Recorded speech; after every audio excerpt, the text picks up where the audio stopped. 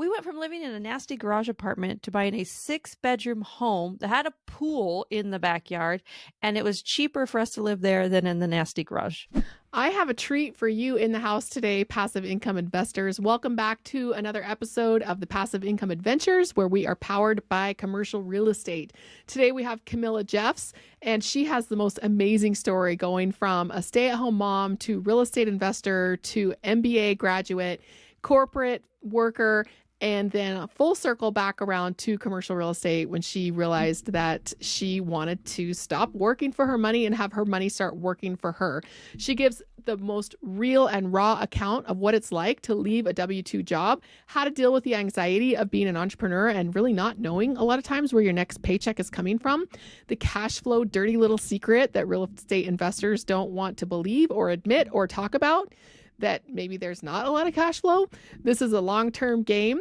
And we talk about how she and I are going through a very similar experiences and how we are dealing with handling all of these changes and all of these adventures that we have going on and looking at them like it's something that we can be happy and excited about and grateful for and playful rather than being fearful or avoiding things. When you're up against the edge of your level of comfort, that means you're usually going in the right direction. You're usually choosing to do hard things and that you are stretching yourself to grow and accomplish something that you've never really thought was possible. So listen in to the end all the way while Camilla and I just keep it real about what it's like to live the lifestyle as we're working on having more passive income adventures. Thank you for joining us and enjoy the listen. Thank you for coming with us, passive income investors. We are off on our next adventure with Camilla Jeffs. Camilla and I have known each other for a couple of years, and we're just giggling in the pre-call like little girls, chatting about all the stuff we've done.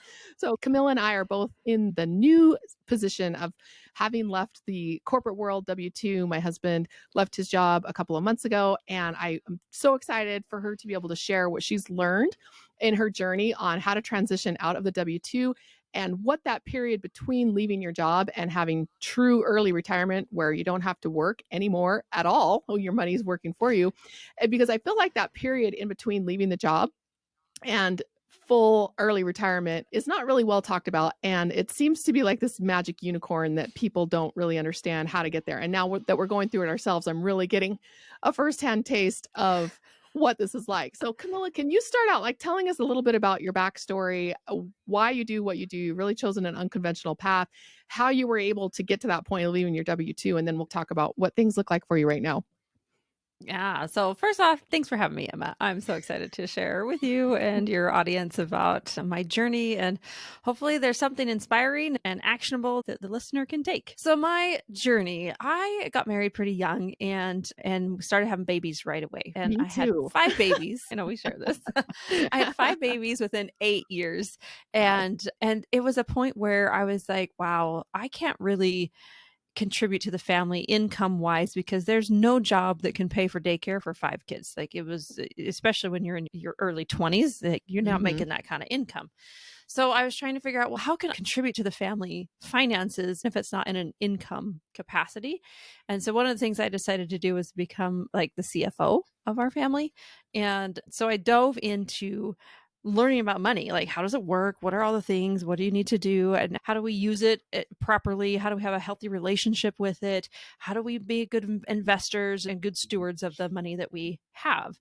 And that took us on a very unconventional path because, of course, you think about investing and there's the traditional path and everybody's like, oh, you get a financial advisor and you get a mutual fund and then 401k, make sure you do your 401k because that's free money. That would be stupid not to do that. And so you're kind of brainwashed into thinking that, okay, everybody has to take this path. And then, if you contribute every month and then when you're 65, you're going to be a millionaire if you start early. I was like, oh yeah, I want to be a millionaire. That sounds awesome. And now I'm like, millionaire when I'm 65. Why do I want to wait that long? That's a really long time to wait to become a millionaire. I did it earlier. And so I'm like, okay, I need to get a hold of this and really figure out investing so I can feel like I'm contributing to the family finances in some way. So I read books on stock market investing and I read books on alternative investing, real estate. And I don't know, real estate is something I can see, I can touch it, I can change it. I can paint it. I can make it prettier. And it was just something that was way easier for me to understand than stock market investing. And so that's why we'll do real estate. And it was also funny too, because the first property that we got out of necessity because we couldn't afford anything else. And now I know that sounds crazy, but the story is that we were living in a garage, somebody's like makeshift garage apartment, not very nicely done, by the way. It's those early years, you're like broke and got nothing. You're like, well, it's all we can afford. So we're living in this garage apartment. So I had our first baby in that garage apartment. But the landlady came around, she's collecting rent. And I was like, I knew she owned other rentals in the area. So I just went and asked her, I said, so how do you do this? Like, how do you own lots of rental properties? And she said, oh, you know what you should do is you should buy a house. And I was like, lady, we're living in your garage apartment. No, we can barely afford this. How are we going to buy a house? Also, she was a realtor, so I thought she had like ulterior motives. She just wanted to make money off of us. But she said, no, you buy a house that has a basement apartment and then you move in and then the tenants help pay for the mortgage. I was like, okay. And that's exactly what we did. So we went from living in a nasty garage apartment to buying a 6-bedroom home that had a pool in the backyard.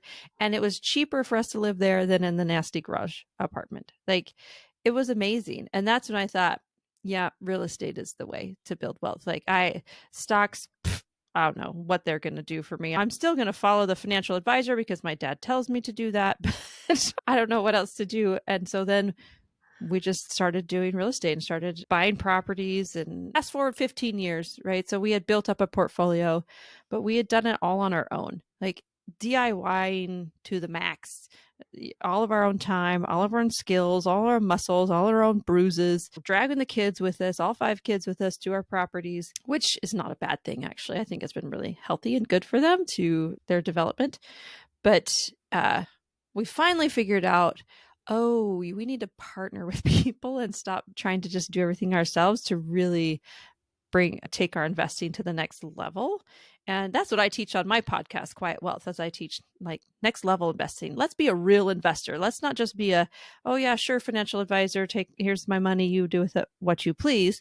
Let's take control of that and let's actually do it. That is so many people's story, but that's where most people's stories stop. Because you get to the point where I need to unpack this for a minute. So Okay. you get to the point where you realize like you're the one painting all the walls, you're the one down in the basement or the crawl space fixing the plumbing, and you just get to the point where you've got too many kids that you're hauling around, and this one's crying, and that one has a dirty diaper, and you and your husband are fighting, and so many they come to me and they're like, "Oh, I used to be a real estate investor, but I quit because of 2008, or I quit because I couldn't handle it anymore, or I quit because my partner ran off with all the money." And that's where most people's stories end. And what you're saying is so similar to where I almost ended. Basically, we were doing like a live-in flip because I didn't know how to flip a house we didn't live in. I didn't know how to carry the costs for it. And I felt at least if we live in it, we can make money while we're here doing it. And for us, it happened to be our forever home that ended up as a flip because of a job loss. Right. But I never felt like we had enough money. We have 6 kids, and it was just like, okay, we make a pretty decent income if we had 2 kids, right? Like most normal people. So when you do something unconventional, get married young and have a bunch of babies young. I know my husband's buddies used to ask him like, dude, my girlfriend just told me she was pregnant. Like, how did you handle that? Because that's never happened to me. Did you you got married and had a kid on purpose? I think he was Yes. 23 at the time. So when you make unconventional choices like that, you have to come up with unconventional solutions. And so your solution was great. You realize the power of real estate, but then you're just literally down in the muck of it and just doing all your own work and taking care of your own stuff, probably going around and knocking and collecting all your own rent, like your landlady. So take us from that recognition that real estate rocks and the stock market sucks. I don't want to say the stock market sucks. I just don't like it personally. I have friends of mine who are full-time mutual fund managers and full-time stock investors, and they love it and they want to talk about it all the time and geek out on it. And my grandpa made his basically retirement fortune through the stock market. So I definitely respect it if it's something that you care about. I just can't read Morningstar anymore. Like, I'm so over it. So where did you get to when you got to the point where you're like, okay, real estate is the thing? And did you take some time off and before you realized, like, okay, maybe commercial real estate or maybe passive income through real estate? So take me on that journey from all those little babies and those little rentals to basically where you got to where you are today. I hit complete burnout with it, right? So I had all the babies, I had all the rentals and do it DIY and everything. I launched my own property management company and it just got too much, right? As the kids grew, as life just got more complicated, it became way too much for me and I just hit complete burnout and I don't know where to go from here because I didn't actually want to get any more rentals because I was so tired of it and I was so tired of being the landlord and fixing the toilets and there was one experience where a pipe froze and in the middle of the night I had to go there and figure out how to turn off the water because I didn't know because my husband usually did it but he was out of town on a business trip and it was just ridiculous. And so I just hit complete burnout and so do you know what I did? I stopped investing. I literally went back to school. I got my MBA and thought, you know what? I think I just need to work in the corporate world because I think that'll be easier. It'll be an easier path to getting more money and cash flow because you're right. Like all that investing, all of that, sometimes they only cash flow $100 per property a month. Like real estate is not a great cash flow play. It can be, but you have to work really hard to get a lot of cash flow. Real estate is a long term wealth building strategy. I Yes. 100% believe in it in the long term. It's not a good short term strategy unless you're like our crazy flipper or wholesaler or one of those things. But That's still a I job. didn't like that either. Basically, That's a as a job, business right? It's owner, not that's a just job. investing. So, anyway, so I go back to school, I get my MBA, and I land a really great six-figure job right out of the MBA. And it was awesome. Like I excelled, I did well in it. People recognized me for my leadership abilities, and I started moving up the chain. I got moved around. We got to move to different states and experience life. And life was good. Life was really good until it wasn't, until the realities of a corporate job started to set in, and until I saw my children growing older and I started missing things. I started missing the tennis tournaments. I started missing the theater performances because I had to at work or at business trips or things like that. And that was really hard for me because as soon as they became teenagers, I'm like, wait a minute, I only have a few more years and then they're gone. They're just gone and they're off doing their own things and I won't have that time. And so I knew I needed the time back. So then I'm sitting there scratching my head. Okay, what do I do now? And I look back and I, of course, threw around lots of different business ideas. I could start this kind of business or that kind of business or whatever. But then I thought, what do I really know and what am I good at? And real estate, right? I had 15 years of experience in real estate. We were successful. We had good properties. We had horrible property too. That's always part of the game. And I was like, okay, Camilla, real estate is the way, but I don't want to do it the way we did it before. I got to figure out a different way. And I'd always had on my vision board, I should buy an apartment complex because then if we had an apartment complex, we would be set for life. So then I start trying to figure out how to buy this apartment complex. And I'm like, oh no, they cost millions of dollars. Check my bank account. Nope, not millions of dollars in the bank account. So how are we going to buy this again? And then I realized, oh, you buy it with partners. You don't buy it by yourself. It's like a group of people come together and we all buy it together. And then we get to share in the profits. And depending on how much you put in, how much I put in, and who does the work and whatever, we split it. And I was like, okay, I think I can do this. I had some control issues I had to get over, but as soon as I got over those control issues, we invested. We did a passive investment first, and so we invested $50,000 into a 100-unit apartment complex in Tucson, Arizona. And I was so mad because that investment paid me better cash flow and better returns than some of my like other investments that I had totally DIY'd.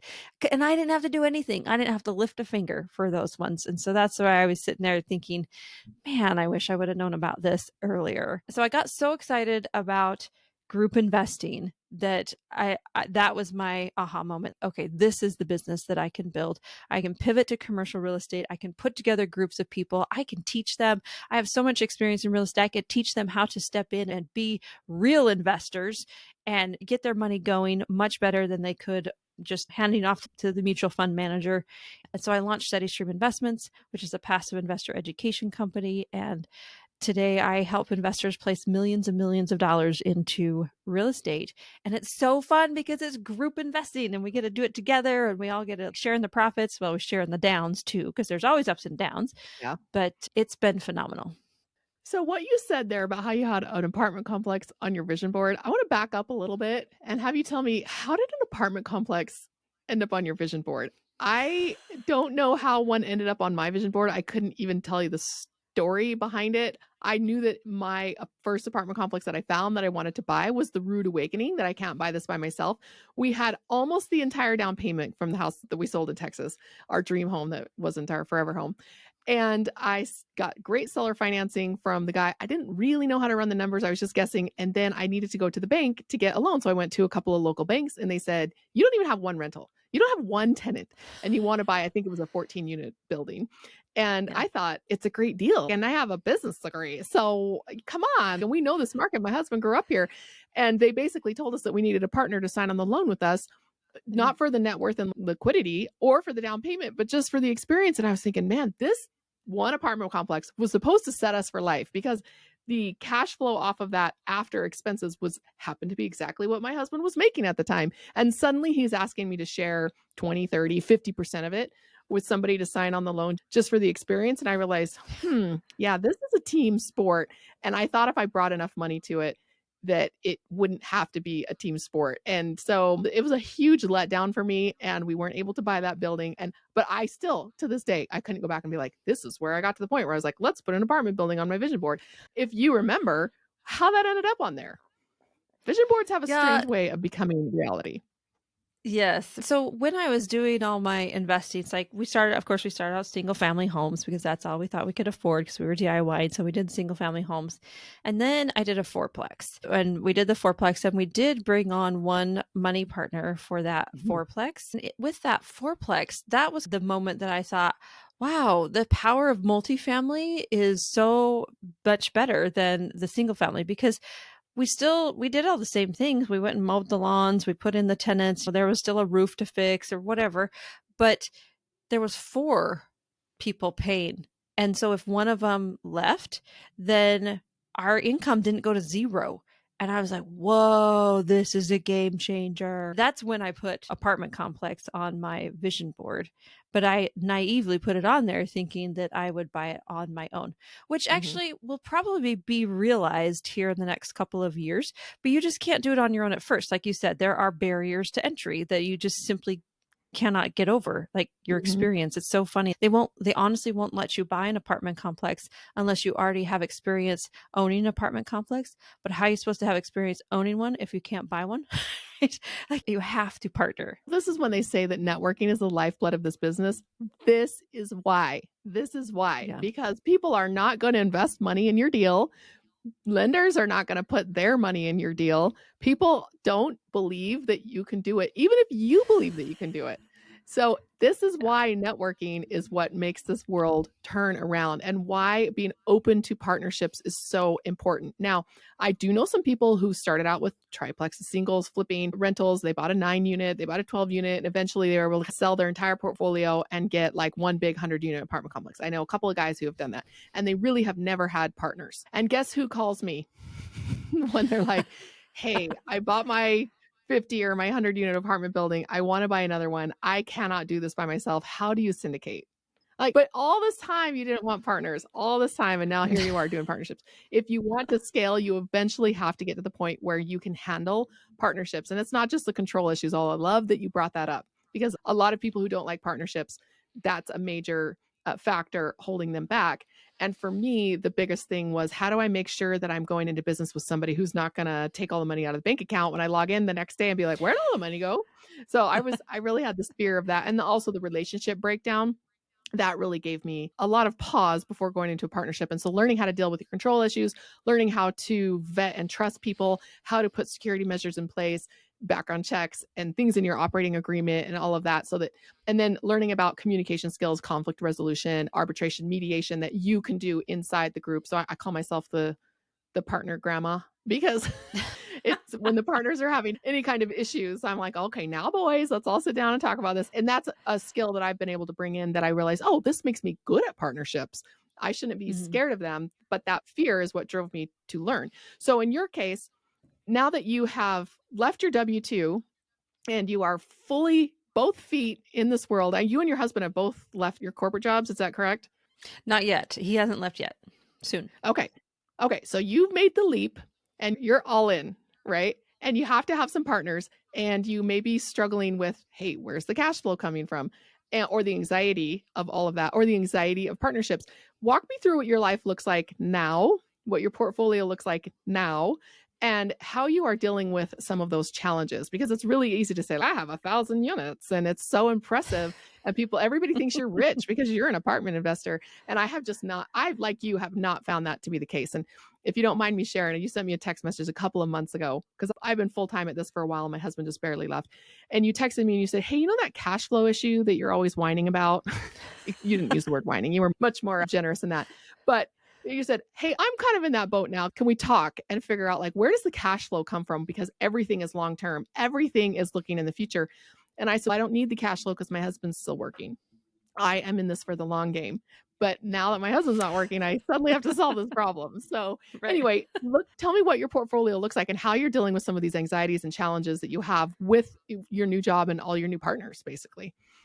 Yeah. Yeah. So it's a really interesting challenge because when you have a W 2, your paycheck comes in steady, right? This just comes in every month. And for us, we always lived below our means. And so our bank account would just constantly grow until we had enough to invest and we'd invest in something, right?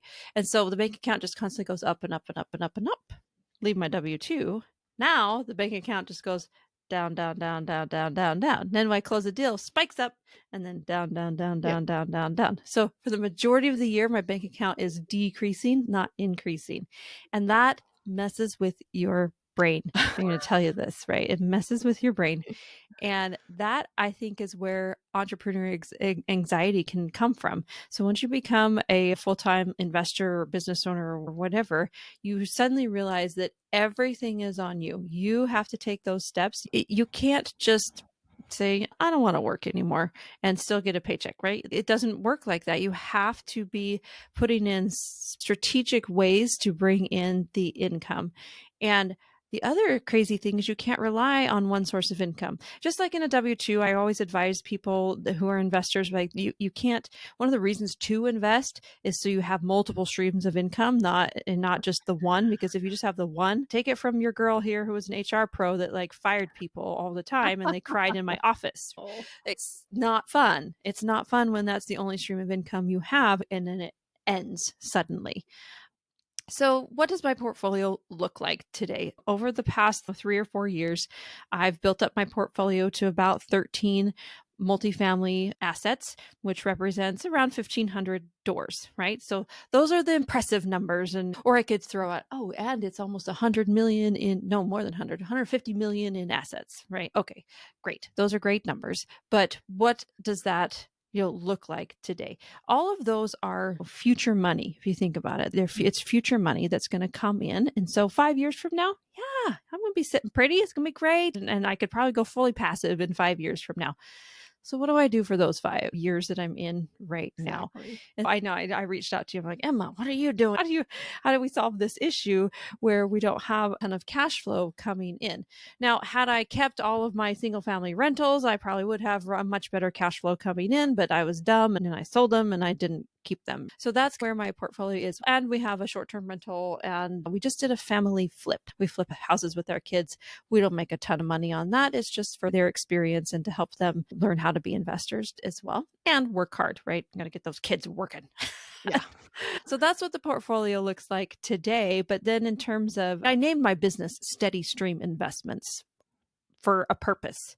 Be like, okay, steady streams of income. That's what I'm chasing. I'm chasing streams of income, not a big pile of money at the end of my life. So the goal right now is to bring in those multiple streams. And of course, every group investment that I put together and go and do with other investors adds to those income streams, just not cash flow, because as a general partner, we prioritize the passive investors.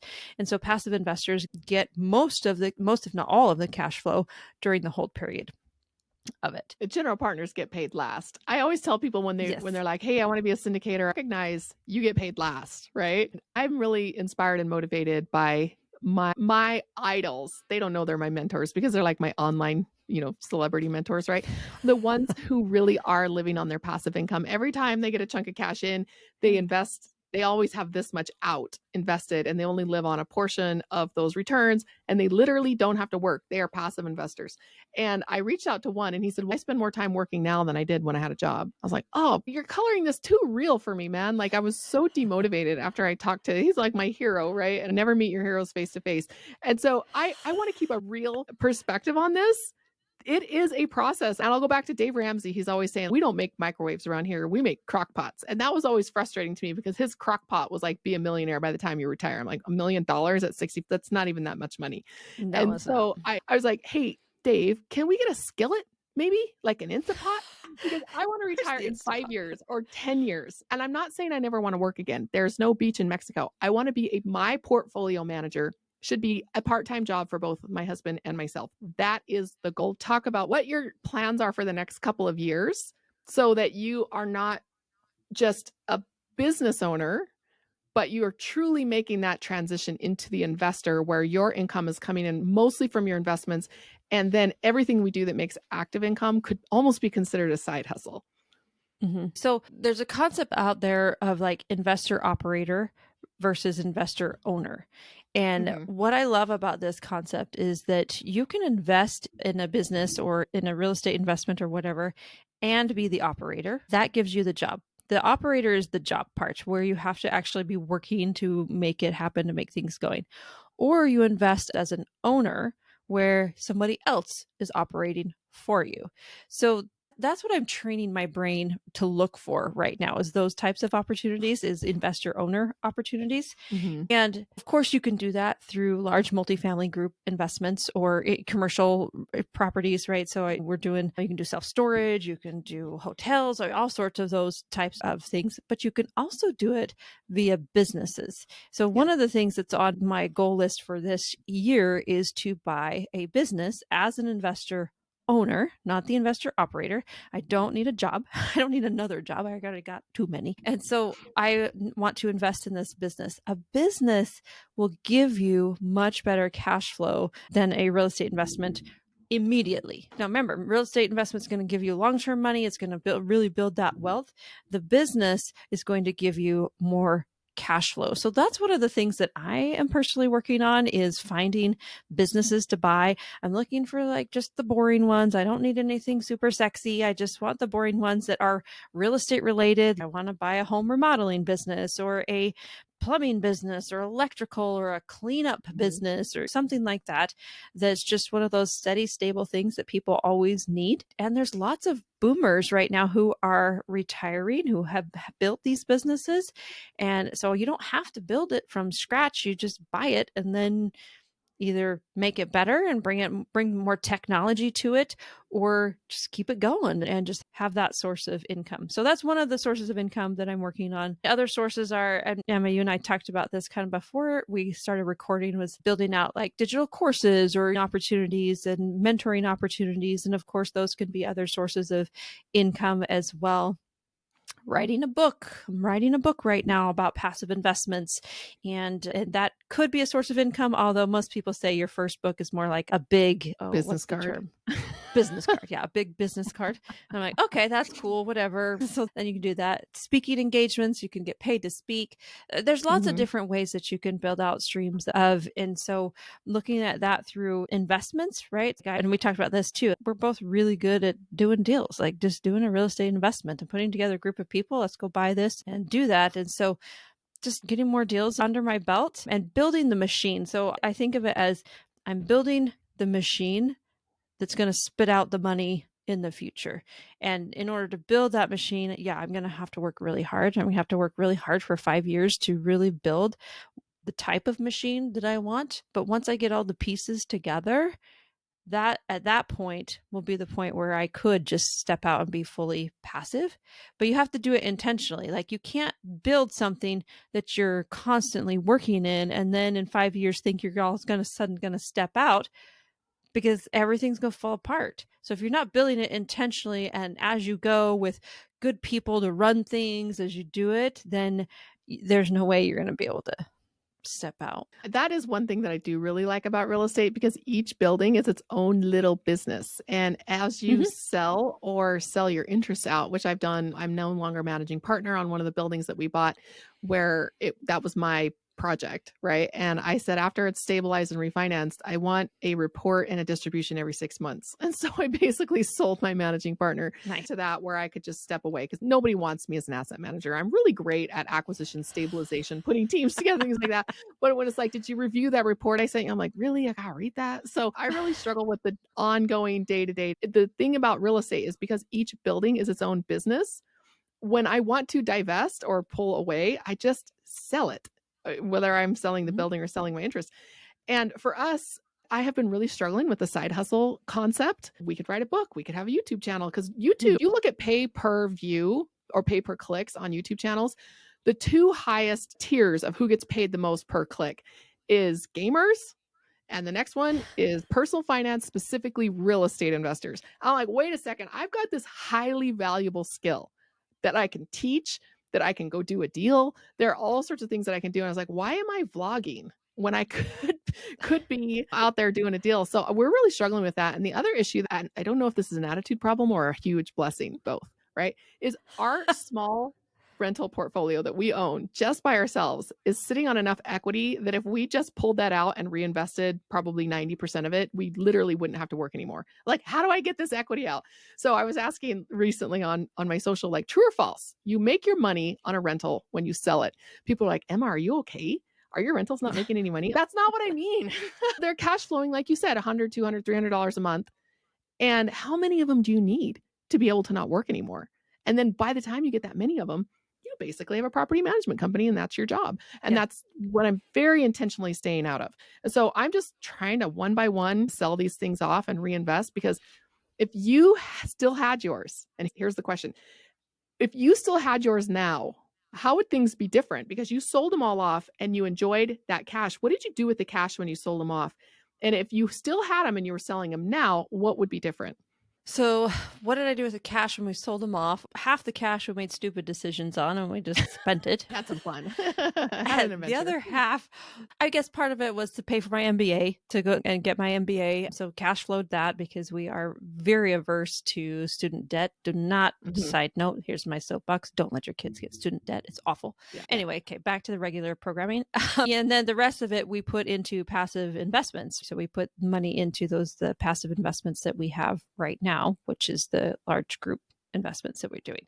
So that's what we did. Now, what would I do differently today? I would have had a lot more money today that I could have if I would have waited and then sold them today, because then I would throw all that money in either passively or actively. I'd probably do half and half. So I'd probably do half passive, half active, and do maybe some joint venture deals or things like that where I could have a higher percentage of ownership.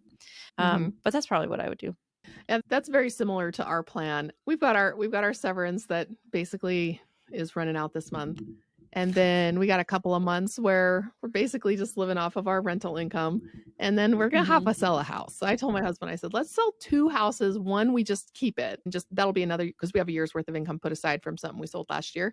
And we'll just keep it, put another year's worth of income aside, but sell a second one so we can keep maybe 10% of those proceeds, and then invest the rest into passive investments. Because if you just keep eating it when you sell, it's like killing your golden goose, right? And so you have to be very Exactly. intentional when you have a business, which real estate, each property is. How, when you divest that, how are you going to reinvest that? And I think that there's this thing in the stock market, the 4% rule. Everybody knows it, right? And in real estate, you might be able to go up to 8%, 10%, but in the end of it, you have to keep reinvesting probably 90% of what you Mhm. pull out of these deals, and you have to live on the 10%. So the number of that we need in order to be able to retire, a lot of people don't even think about what that looks like. If we are living off of 10% of the proceeds, then what type of cash do we need in play to be able to throw off enough to live on if we're only living on 10%? So since you love to teach and educate, I would love to have a little mini micro teaching moment here on how do you help people figure that out?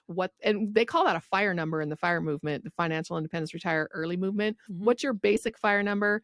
And then what do you actually want? What's your stretch goal number? So how do you walk your investors through that process? Yeah, so there's lots of different approaches and everybody has their own goals. And so whenever I talk to an investor, we talk about their goals. So sometimes they're trying to get out of their W-2 and so they want more cash flow. Sometimes they're trying to just build up for later on. And so then they're okay not getting a ton of cash flow. And then we can help them figure out which investment is better for them.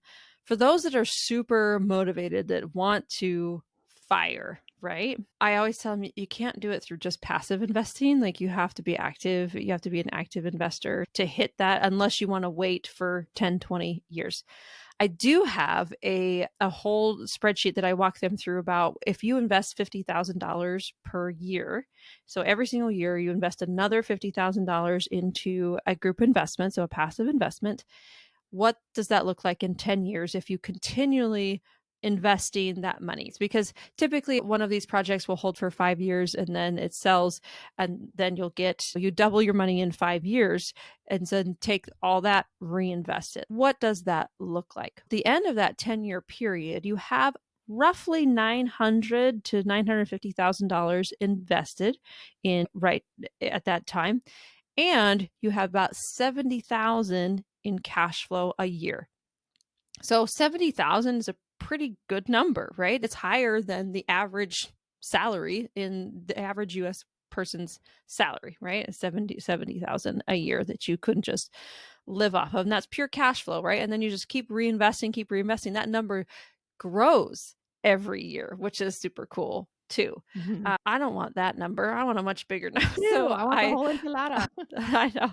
So the other day, someone posted, "How much money do you think you're going to need for in retirement?" And it was like a poll on LinkedIn. It said 1 million, Mhm. 2 million, 4 million, 8 million.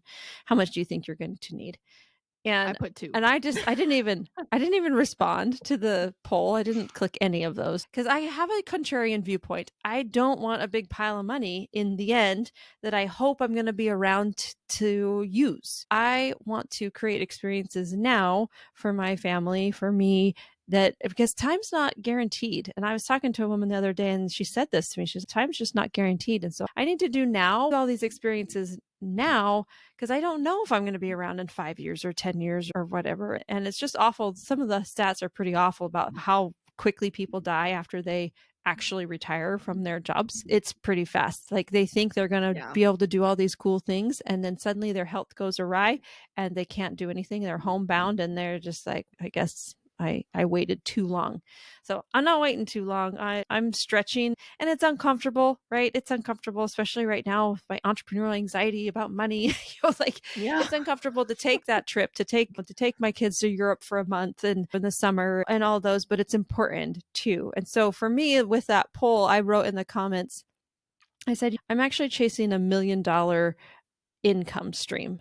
I'm not chasing $1 million in an account, right? I don't need a pile of money.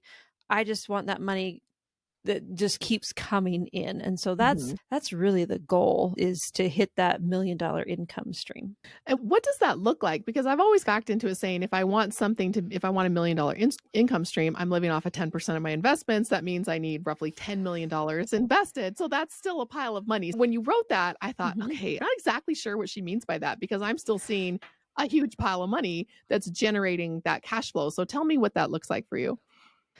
Yes and no. If you think about it, if you do it in terms of it's just money that I keep investing, but maybe it's businesses that you own, right? So it's businesses that you own that are then producing that type of investment. And of course, your net worth on paper will have to be significantly high in order to achieve that $1 million revenue, not revenue, that's the wrong word, $1 million profit coming. But yeah, you're right. It will necessitate having a high net worth in order to have that money invested and have those things coming. I talked to a guy the other day who bought an $8 million business, and it's a $2 million EBITDA, which just means that's the profit before he has to pay any debt service. Debt service Or is going to be taxes. about 600,000 or 700,000. So he produced a $1.2 million profit cash flow, right, for himself by buying this one business. So I'm like, okay, this can totally happen by buying businesses, and then you have to make sure you have the right operator, right? It's just that whole investor owner type of concept. Back to that again, is be the investor owner, don't be the investor operator. So then you will be basically, you're the board of directors for your investments and for your businesses. I feel like this is the dirty little secret of real estate investing. And I felt like when you texted me and you asked me this question a couple months back, I thought I'm so relieved right now. And maybe it's just her and me. I'm sure there are other people going through this, but I don't think I realized how widespread the cash flow issue is until Bigger Pockets had Cody Sanchez on to interview her about how to buy cash flowing businesses. And I thought, oh, if Dave Green is sitting around and wondering this stuff, and if he's still running a real estate brokerage and bringing in active income, I feel much better suddenly about what I'm doing, that I am on the right track. And that I felt for a while like, and this is why I wanted to start this podcast. I felt for a while like passive income is a total lie. It's a lie. I've been misled.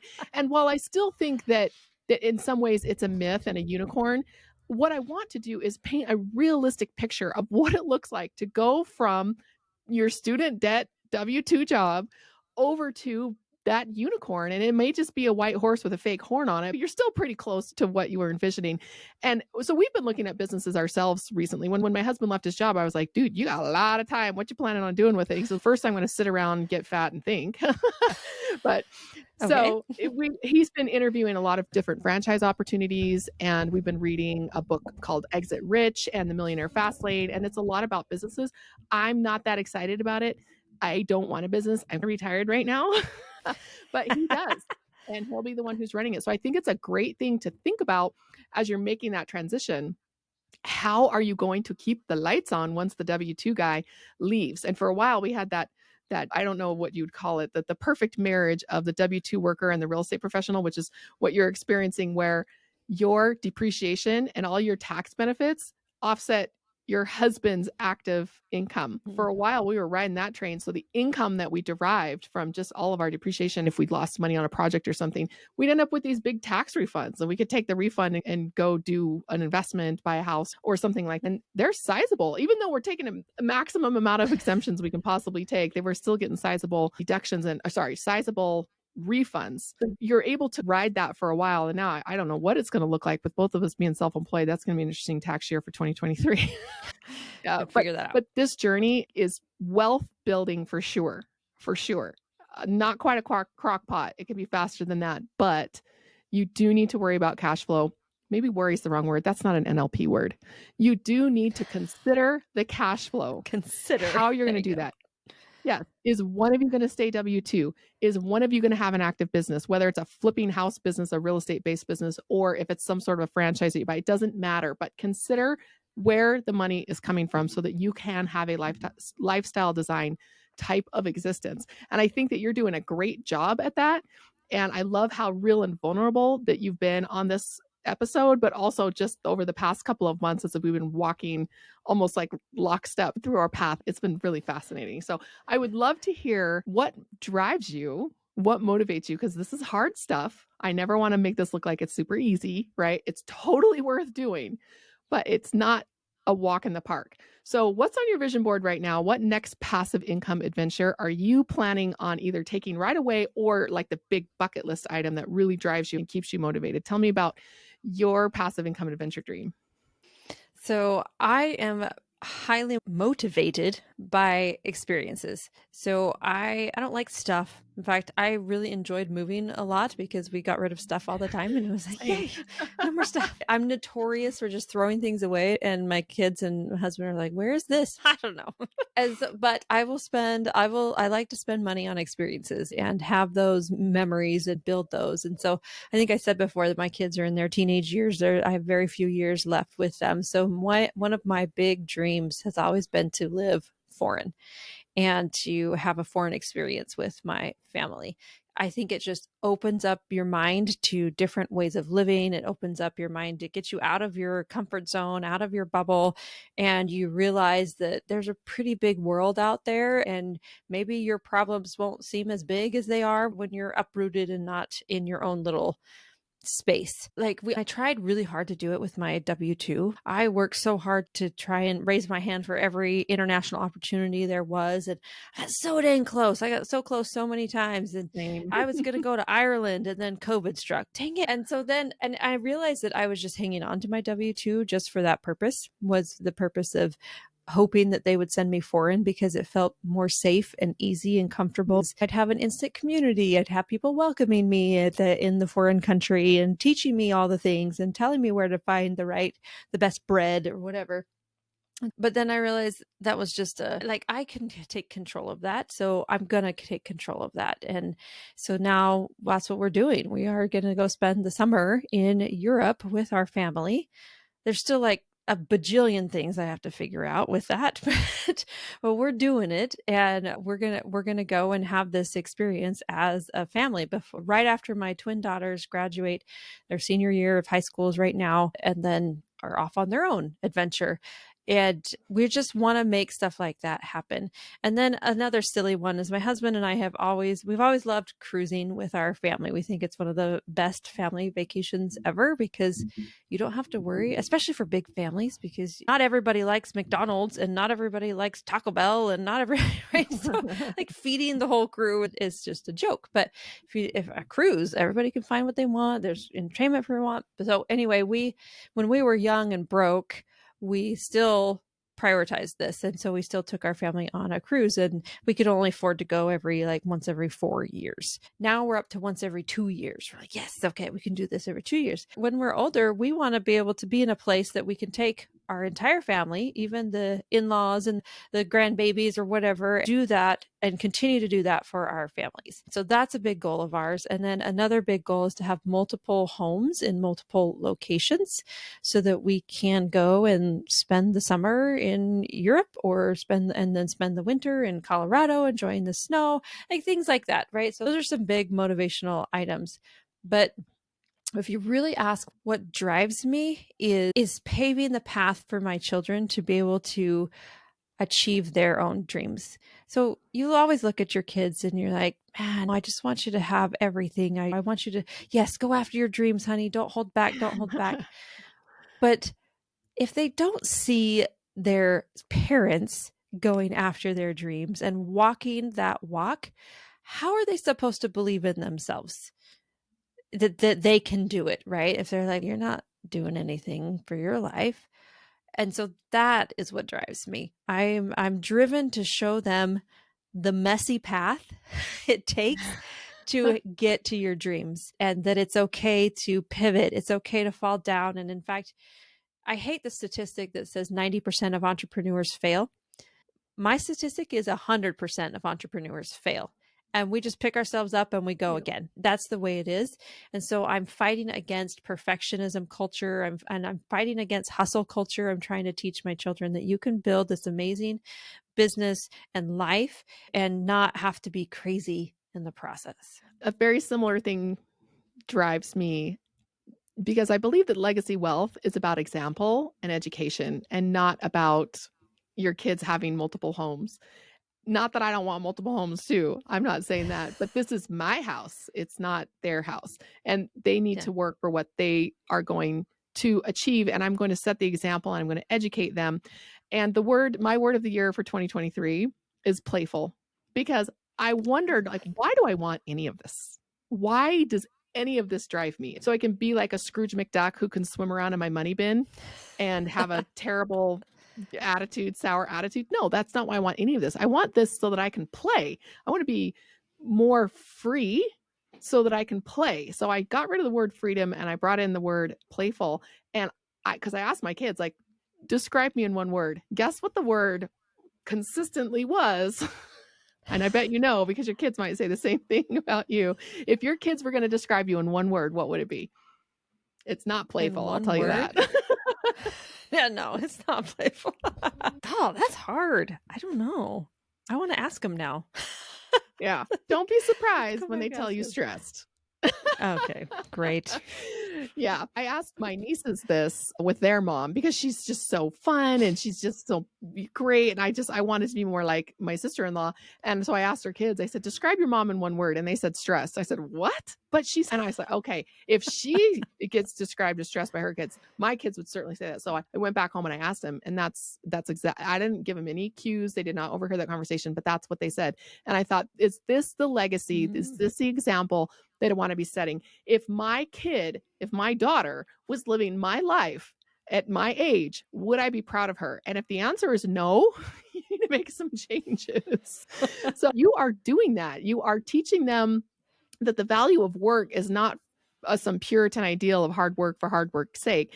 It's you have big dreams, big goals, aspirations, and the work is a byproduct of going after those things. And you are showing your kids that very well. You're showing yourself that, which is maybe even more important. And now we have the opportunity to share this message with anybody listening to this episode and with everybody in our network, because we're out there doing the things that it takes and leaving the breadcrumbs behind to paint a realistic picture of what this lifestyle looks like. So I really appreciate your vulnerability, sharing your story, sharing where you are, sharing where you're going, and we have firm plans to get there. And I can't wait to just keep going on this journey and seeing where we both end up.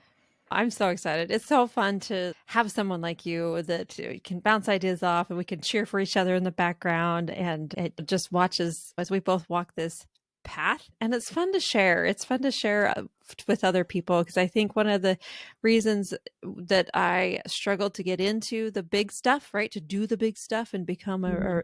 because I couldn't see people like me doing it. And once I really started networking and getting out of my own little comfort zone, I found people like me who were doing it. And so now I'm motivated more than ever to help others also to reach my hand down and be like, hey, come along with me. I'm only a couple steps ahead of you. You can do this. Yes, we can do this. Exactly. I was the same thing for me. When I saw people doing it consistently, it wasn't just a dream or that guy down the street that was way richer than me. It was suddenly like people who were right in front of me. And I thought, well, they're not any smarter or better or richer or whatever. I really identified with them. And I was able to say, hey, I can totally do that. So that it's a great message to send around. And when my dream, I don't know if I've ever said this out loud, but it's not even on my vision board before. I want to live in a dacha in Eastern Europe. That's what I want to do. It's so I love it. affordable, this country lifestyle. I lived in Eastern Europe when I was a college student, and I just have been chasing that abroad experience ever since and missing out on it because my husband almost got transferred to this place or we almost got a job in that country and just always missing out on it. The same, very similar to what you just said. So when we get our dachas in Eastern Europe or our casita on a beach in Mexico, like we definitely Yes. need to get our kids together, hang out, and just enjoy the passive income lifestyle because That'd be and just awesome. play. That's what it's all about. So, Mhm. Camilla, how can people get a hold of you if they want to reach out after the show? And by the way, you're supposed to reach out after the show because, as we've said, this business is all about networking. We want to be in It your network and is. we want you to be in our network. So, how can people reach out to you? It is. And it's my favorite when people reach out to me like, hey, I heard you on Emma's podcast. And I'm I like, love it. yes, I'm so glad. Let's talk. Yeah. So one of the best ways is to find me on LinkedIn. Of course, I'm very active on LinkedIn. So just my name, Camilla Jeffs, really easy to find me. You can go to my website, steadystreaminvestments.com, where I do have a free course on passive investing that you can take. It's just a series of videos just teaching you all the things about it. And then listen to me on my podcast, Quiet Wealth. I have lots of stuff on there and it's really fun to be able to be on podcasts. They're so fun. I agree. It is one of my favorite things to do. I don't know why it took me so long to launch one, but thank you so much for being on and just helping me to interview you were so easy. So appreciate it. And like I said, everybody reach out after the show and let's see what we can do to help each other on our next passive income adventure. Thank you. And we'll see you all next time. Thank you for joining us on this episode today. And we will catch you all on our next passive income adventure together.